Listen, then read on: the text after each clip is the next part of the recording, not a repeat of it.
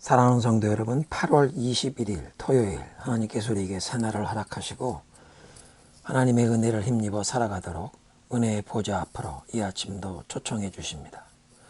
지난주일 우리 성가대의 찬양이었던 참 좋으신 주님의 그 가사를 오늘 아침 우리의 기도의 그 고백으로 삼아서 우리의 기도의 시간을 열겠습니다. 참 좋으신 주님, 귀하신 나의 주, 늘 가까이 계시니 나 두려움 없네. 내 영이 고날 때, 내 맘 낙심될 때, 내 품에 안기라 주 말씀하셨네.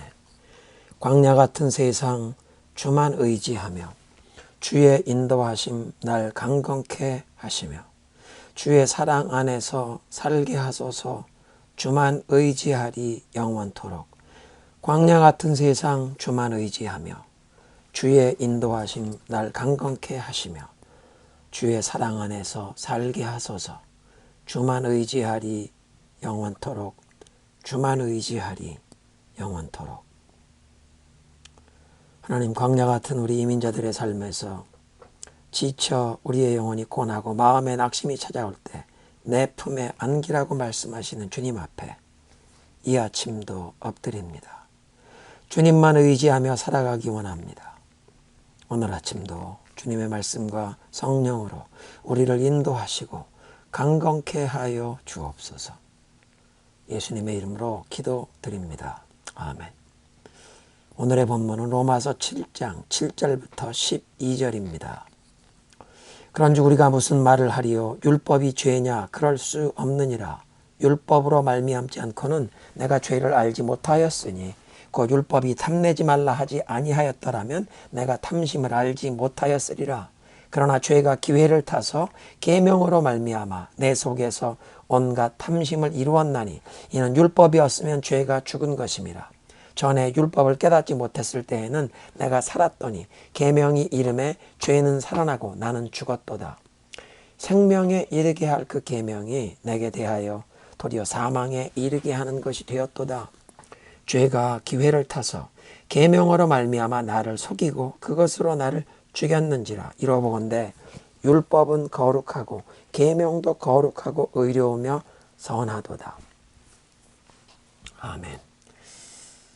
로마서 7장 우리 1절부터 6절에서 사도 바울은 우리가 그리스도와 그 연합됨을 통해서 율법에 대하여 죽은 자가 되고 그 율법의 굴레에서 벗어나게 된다고 선포했습니다. 오늘 본문은 율법과 죄의 관계를 조명하시는데, 율법이 우리 인간 실존에 가져오는 부정적인 결과가 그 율법 자체가 악하기 때문이 아니라 율법은 거룩하고 선한 것이지만 세상에 존재하는 이 죄의 세력과 우리의 인간의 연약함 때문에 율법이 결과적으로 인간을 구원에 이르게 하기보다는 도리어 죄를 벗어나지 못하고 그 죄의 굴레에 갇혀 살면서 죽음에 이르게 한다는 그 사실을 설명하십니다. 먼저 7절에서 사도 바울은 율법이 사람에게 죄를 깨닫게 하는 그런 역할을 함을 가르치시면서 그 예로 탐내지 말라 하는 제10계명을 예로 제시합니다. 사실 탐심은 많은 죄의 뿌리가 되는데 잘못된 욕심 때문에 거짓말로 남을 속이기도 하고 도둑질하기도 하며 무서운 살인을 하는 경우까지도 있습니다. 이렇게 많은 죄의 뿌리와 같은 아주 기본적인 죄인 이 탐심을 예로 드는데, 탐내지 말라는 계명, 율법이 없었다면 자신의 마음에 탐심의 죄가 있음도 알지 못했을 것이라. 그런데 율법의 거울에 비춰보면서 탐심의 죄가 내 자신의 내면 세계에 깊이 자리 잡고 있음을 깨닫게 된다는 말씀입니다. 8절에 죄가 계명으로 인해서 기회를 타서 내 안에서 각종 탐심을 일으켰다. 율법이 없으면 죄는 죽은 것이다. 마치 깊이 잠들어 있듯이 깨어나 활동하지 않았는데 인간의 본성 깊이 묻혀서 잠자듯이 있던 죄가 율법 때문에 깨어나 활개치게 되었다는 뜻입니다. 8절은 에덴 동산에서 아담과 하와가 처음 죄에 빠져 타락하던 그 장면을 연상케 하는데, 뱀이 거짓말로 유혹하여 아담과 하와로 하여금 선악과를 먹지 말라 그 명하신 하나님의 말씀을 거역하고 선악과를 따먹으며 범죄에 빠지게 했는데 탐내지 말라는 계명, 율법이 주어지니까 그때까지 우리 속에 잠잠하게 있던 탐심, 욕심이 깨어나고 고개를 들고 일어났다. 율법이 주어지면서 하나님의 뜻을 따르고 하나님 말씀에 순종하는 것보다는 도리어 내 뜻, 내 마음대로 하고 싶은, 마치 그 선악과를 따먹는 것과 동일한 그 타락한 죄성이 우리 속에서 살아나고 깨어나고 활개를 치게 되었다. 그러니까 7절에서 율법은 죄가 무엇인지 규명하고 거울처럼 그 비추어서 이 죄를 깨우쳐주는, 죄를 보여주는 역할을 하지만 8절에 있는 말씀은 율법이 우리 인간 본성 깊숙이 감추어져 있던 죄가 겉으로 드러나도록 깨우는 촉매제의 역할을 하는 것임을 또 말씀하십니다. 그러니까 9절에 전에 율법이 없었을 때는 내가 살아있었지만 계명이 들어오자 죄는 살아나고 나는 죽었습니다.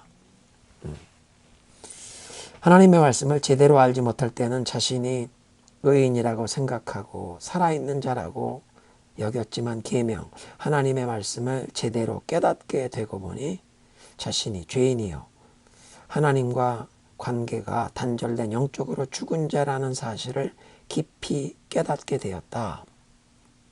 율법, 계명을 통해 죄에 대한 인식이 깨어나고 내가 죄인이구나, 나는 죽었구나 깨닫게 되었다는 말씀으로 이해할 수 있습니다.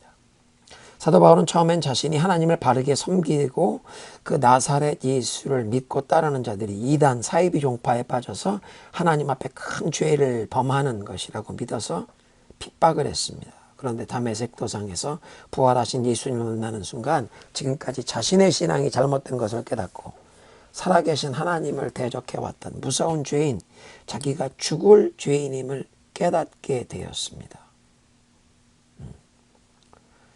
율법이 없었을 때는 내가 살아있었지만 하나님의 말씀을 제대로 깨닫지 못했을 때는 자기는 의인이고 살아있다고 생각했는데 계명이 들어오자 하나님의 말씀을 제대로 깨닫게 되자 내가 죄인이라는 그 죄의 의식이, 죄의 인식이 깨어나고 나는 죽을 죄인이구나 깨닫게 되었다.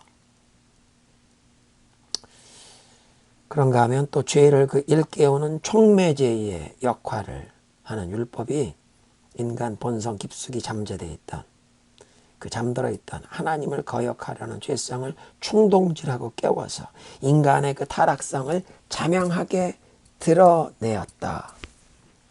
그러니까 죄의 인식을 깨우치신다는 뜻도 있고 또 우리 속에 그 잠재되어 있던 죄성을 충동질하고 깨워서 인간이 죄에 타락했음을, 죄로 죽을 수밖에 없는 자임을 자명하게 드러낸다. 어린아이들에게 무엇을 하지 말라고 하면 더 하고 싶어하는 모습이 나타나는데 그때까지 전혀 관심도 없고 생각도 못 해본 일인데 어른이 무엇을 하지 말라고 일러주는 때부터 그 어린아이 속에서 그것을 해보고 싶은 잘못된 호기심, 잘못된 욕구와 충동이 일어나는 모습이 바로 타락한 인간의 마음 깊은 곳에 잠들어 있는 죄성, 하나님의 말씀과 법도를 순종하기보다 거역하려는 죄성이 존재함을 증거한다는 것입니다. 그렇다면 우리 속에서 이 하나님의 뜻, 하나님의 말씀을 거역하라는 이 죄성을 충동질하여 깨워내는 율법이 악한 것이냐, 율법과 계명이 잘못되고 해로운 악한 것이냐. 12절. 그러므로 율법도 거룩하고 계명도 거룩하고 의롭고 선하다. 그런데 10절에 생명에 이르게 할 그 계명이 나를 죽음에 이르게 하는 것이 됐습니다.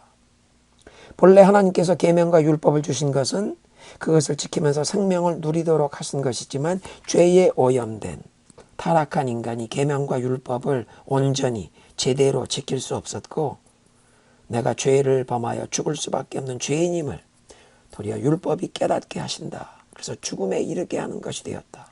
11절. 죄가 계명으로 인해 기회를 타서 나를 속이고 그 계명으로 나를 죽였습니다. 아담과 하와를 속이던 뱀처럼 죄가 기회를 타서 우리를 속였다. 어떤 기회? 계명. 율법이 주어진 것을 기회로 삼아서 우리를 속여 죄에 빠지고 도리어 우리를 죽였다.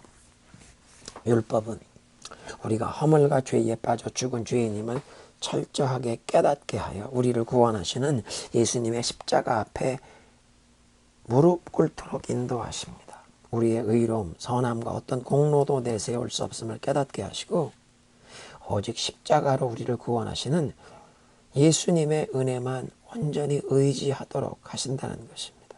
함께 기도합니다. 자비와 긍휼의 하나님, 오늘도 주의 말씀의 거울로 우리를 비춰 보게 하시며 우리의 모든 이 허물과 죄를 십자가의 보혈로 덮어주옵소서. 회개하는 심령으로 우리의 모든 연약함과 아직도 떨쳐버리지 못한 이 모든 죄를 다 끊어버리기 원하오니 주의 말씀으로 씻기시고 정결케 하옵시며 새롭게 하시는 성령의 불같은 역사를 우리에게 부어주옵소서. 그래서 매일 주님의 그 십자가의 은혜를 온전히 의지하면서 예수님을 조금 더 닮아 나가는 그 온전함으로 나아갈 수 있도록 성령이여 우리를 인도하여 주옵소서.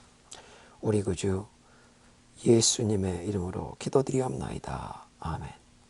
우리 함께 기도하실 때 점점 심하게 퍼져가는 이 코로나 델타 변이 확산 가운데 가을에 새 학기를 맞이하게 될 우리의 2세 자녀들, 학생들을 위해 기도하겠습니다. 하나님께서 우리 자녀, 손들을 특별히 보호하여 주시도록 감염되지 않도록 아직도 백신을 공급받지 못한 우리 어린 이 자녀들 감염되지 않도록 보호하시옵소서.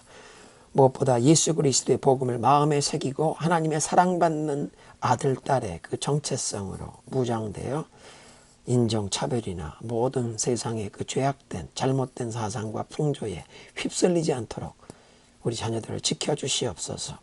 그리스도의 그 증인으로 어두움 가운데 빛의 자녀로 살아가게 하옵소서. 또 우리 교회 어린이 부서를 담당하실 사역자, 우리 교회 가장 적합한 교육부 전도사님을 보내어 주시도록 가을 학기 어린이 부서와 중고등부에 봉사하실 교사들을 일으켜 주시도록 연로하신 우리 부모님들 붙들어 주옵소서. 또 주님의 치유의 손길을 구하는 환우들을 위해 기도하시고 열악한 선교 현장에서 그리스도의 복음을 전하고 계신 우리 선교사님들, 가족들과 자녀들을 특별히 보호하시고 그 땅의 주의 백성들에게 하나님의 보호와 치유, 모든 필요를 공급하시는 은총을 부어 주옵소서. 대한민국과 특별히 우리 민족에게 하나님께서 자비와 긍휼을 베푸셔서 복음 통일을 허락하옵소서. 함께 기도하시겠습니다.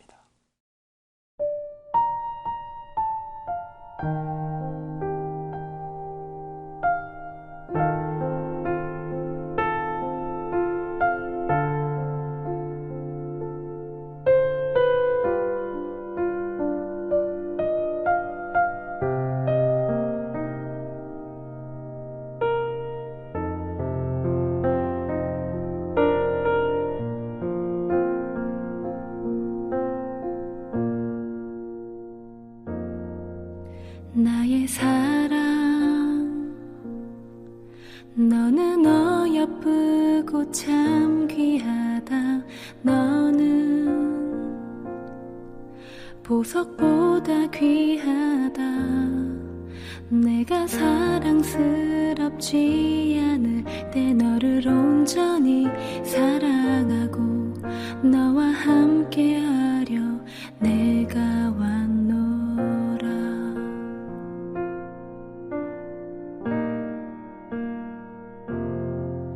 주의 사랑, 이 사랑은 결코 변치 않아. 모든 계절 돌보시네.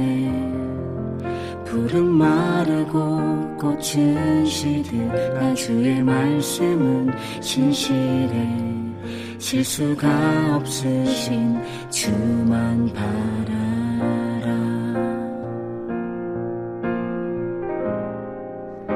주님의 나라와 뜻이 나의 삶 속에 임하시며 주님 알기를 주만 보기를 소망해.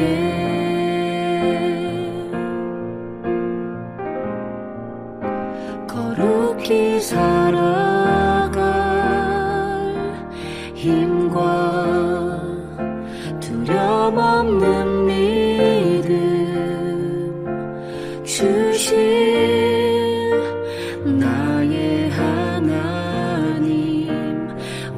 완전한 사랑 찬양해.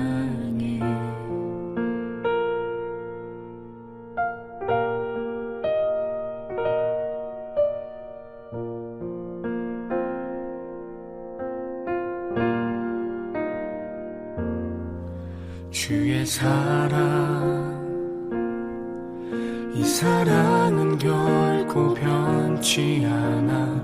모든 계절 돌보시네. 푸른 마르고 꽃은 시드나 주의 말씀은 진실해.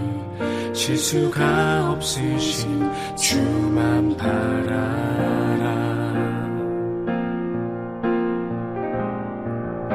주님의 나라와 뜻이 나의 삶 속에 임하시며 주님 알기를 주만 보기를 소망해.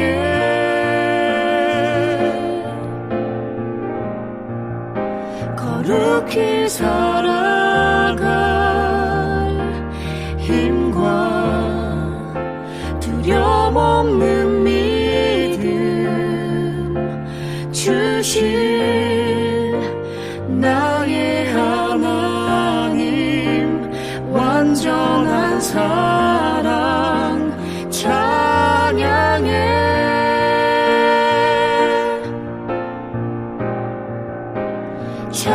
찬양하리 만군의 주 영원히 함께 하시네. 존귀하신 사랑의 왕 영원히 통치하시네.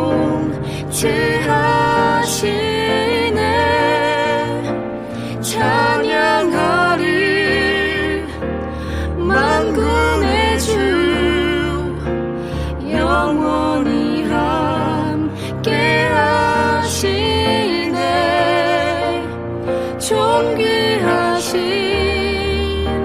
사랑의 왕 영원히 통치하시네.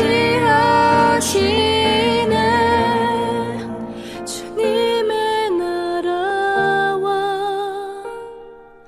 뜻이 나의 삶 속에 임하시며 주님 알기를 주만 보기를 소망해.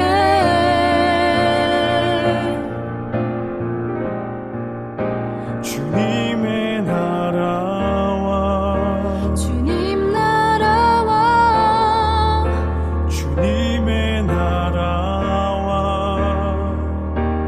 뜻이 나의 삶 속에 임하시며 주님 알기를 주만 보기를 소망해.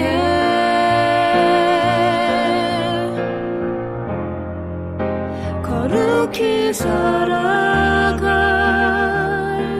힘과 두려움